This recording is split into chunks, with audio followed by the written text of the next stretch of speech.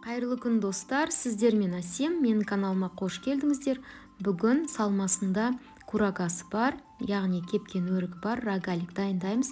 Рогалигімізге керекті заттар: қамыр қопсытқыш, қант ұнтағы, қаймақ, ұн, жұмыртқа, сары май қажет.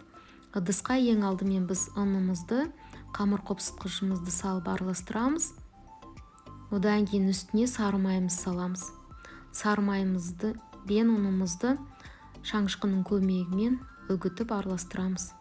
Одан кейін үстіне қант ұнтағын саламыз, араластырамыз. Жұмыртқамызды саламыз, қаймағымызды саламыз. Барлығын күрекшенің көмегімен біраз араластырамыз.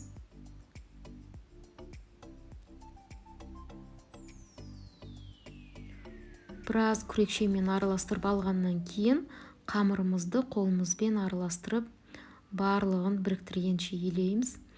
Қамырымыз өте жұмсақ, нәзік. Қамырымызды елеп болғаннан кейін пакетке салып жарты сағатқа тоңазытқышқа қоямыз. Салмасын дайындаймыз. Салмамызға курага қажет. Курагаға ыстық су құйып біраз тұрады, одан кейін блендерден өткізіп аламыз. Тоңазытқышта қамырымызды алып екіге бөлеміз. Екіге бөліп шет-шетін жинап қоямыз.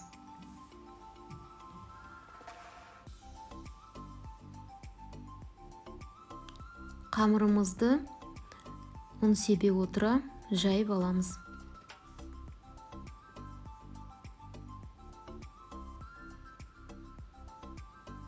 Қамырымызды жайғаннан кейін пышақтың көмегімен рогалик пішімін жасау үшін үшбұрышты бөліктерге бөліп шығамыз.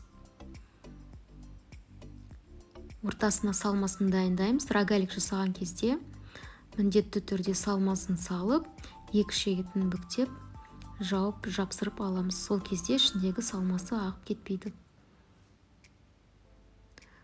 Мен рогаликтарымды орташа жасадым. Осыдан кішкентай жасауға да болады. Өз қалауларыңыз бойынша.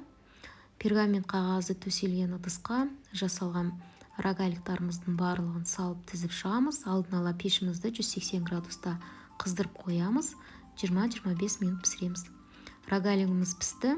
Әдемілігі үшін қант ұнтағын септім. Иісі керемет, өте нәзік, оңай, тез жасалатын рогаликтардың бірі. Сіздер де отбасыларыңызға осындай дәмді рогалик дайындаңыздар. Өте оңай, жасалуы жеңіл, шайға өте дәмді.